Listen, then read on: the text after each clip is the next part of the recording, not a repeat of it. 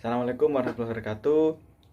Pada kesempatan pagi ini, saya akan menyampaikan resum mengenai handout dan LKS. Yang pertama, handout. Pengertian handout.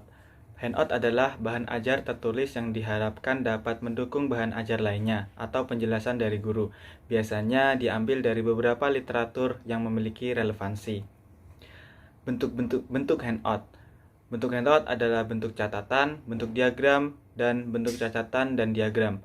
Bentuk catatan adalah menyajikan konsep-konsep prinsip gagasan pokok tentang suatu topik yang akan dibahas. Bentuk diagram adalah merupakan suatu bagan sketsa atau gambar baik yang ditulis secara lengkap maupun yang belum lengkap. Bentuk catatan dan diagram adalah gabungan dari keduanya tadi. Adapun langkah-langkah penyusunan handout, yang pertama adalah analisis kurikulum, judul handout, referensi, kalimat singkat dan jelas, evaluasi, dan sumber belajar. Adapun pertimbangan dalam memilih handout, yang pertama adalah relevansi dengan kompetensi dasar atau materi pokok. Materi memberikan penjelasan secara lengkap, padat pengetahuan, materi dapat dipertanggungjawabkan, kalimat yang disajikan singkat dan jelas, serta dapat diambil dari buku atau internet. Adapun unsur-unsur penyusunan handout, yang pertama adalah standar kompetensi, yang kedua adalah kompetensi dasar, yang ketiga adalah ringkasan materi, yang keempat soal-soal, dan yang kelima sumber bacaan. Adapun jenis handout, yaitu yang pertama adalah handout praktek dan handout non-praktek. Handout praktek adalah materi pokok, langkah-langkah atau proses yang akan dilakukan, pengalaman dan keterampilan. Yang keempat, dan penggunaan alat evaluasi. Sedangkan handout non-praktek adalah acuan handout adalah RPP. Format handout, slide, paper based, bentuk narasi yang singkat, skema atau flowchart. Konten handout, overview materi, rincian materi. Manfaat handout. Manfaat handout adalah memperoleh informasi tambahan yang belum tentu mudah diperoleh secara cepat dan dari tempat lain. Memberikan rincian prosedur atau teknik pelaksanaan yang terlalu kompleks bila menggunakan media audiovisual. Materi yang terlalu panjang atau kompleks yang telah diringkas dalam bentuk catatan yang mudah dipahami. Kemudian saya akan meresum tentang materi LKS. Yang pertama adalah pengertian LKS. LKS adalah sarana belajar yang dapat digunakan guru dalam meningkatkan keterlibatan atau aktivitas siswa dalam proses belajar mengajar.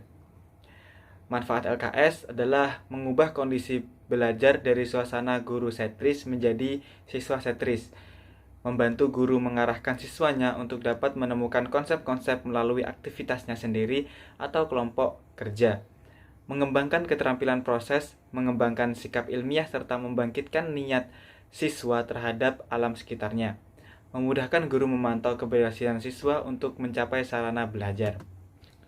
Syarat LKS yang baik. Ada syarat didaktik, yaitu syarat yang memperhatikan adanya perbedaan individual, tekanan pada proses menemukan konsep-konsep, memiliki variasi stimulus melalui berbagai media dan kegiatan siswa, dan lain sebagainya. Ada juga syarat konstruksi. Syarat konstruksi biasanya menggunakan bahasa yang sesuai dengan tingkat kedewasaan siswa, menggunakan struktur kalimat yang jelas, memiliki tata aturan pelajaran yang sesuai dengan tingkat kemampuan siswa, dan lain sebagainya. Ada juga syarat teknis. Syarat teknis adalah syarat menggunakan huruf cetak, menggunakan huruf tebal yang agak besar untuk topik, bukan huruf biasa yang digaris bawahi. Menggunakan tidak lebih dari 10 kata dalam satu baris, menggunakan bingkai untuk membedakan kalimat perintah dengan jawaban siswa. Adapun pengembangan LKS. Pengembangan LKS menerapkan standar kompetensi, judul, tujuan pembelajaran, kompetensi dasar yang ingin dicapai. Langkah menganalisis dan menjabarkan kompetensi dasar menjadi indikator pengembangan LKS. Pengembangan LKS yang pertama menerapkan standar kompetensi, judul, dan tujuan pembelajaran yang ingin dicapai. Yang kedua, menganalisis dan menjabarkan kompetensi dasar menjadi indikator. Yang ketiga, menetapkan prosedur, jenis, dan alat penilaian berbasis kelas. Yang keempat, menerapkan alternatif kegiatan, pengalaman belajar yang dapat memberikan peluang yang optimal kepada siswa untuk mengembangkan keterampilan proses. Yang kelima, menetapkan dan mengembangkan bahan media sumber yang sesuai dengan keterampilan dasar yang akan dicapai. Yang keenam adalah menyusun LKS yang lengkap, yaitu menuangkan hasil-hasil yang telah dilakukan menjadi sebuah LKS. Adapun penilaian kualitas LKS. Penilaian kualitas LKS biasanya menilai pra-input untuk menilai yang dilakukan segera setelah LKS selesai disusun dengan tujuan untuk pemantapan penyempurnaan LKS sebelum disebarluaskan.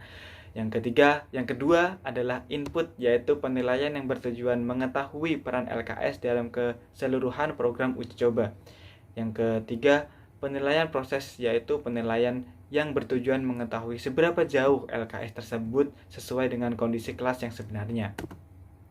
Adapun fungsi LKS yaitu memuat apa yang harus dilakukan siswa, meliputi melakukan, mengamati, dan menganalisis.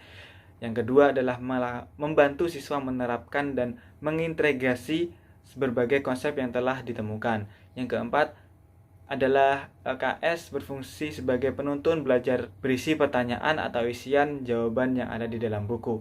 Selanjutnya adalah LKS berfungsi sebagai penguatan dan sebagai petunjuk kurikulum. Yang terakhir, struktur LKS. Struktur LKS adalah judul, mata pelajaran, semester, dan tempat. Petunjuk bahan belajar, kompetensi yang akan dicapai, indikator, informasi pendukung, tugas-tugas dan langkah-langkah kerja, serta penilaian. Sekian penyampaian resum dari saya, kurang lebihnya mohon maaf. Wassalamualaikum warahmatullahi wabarakatuh.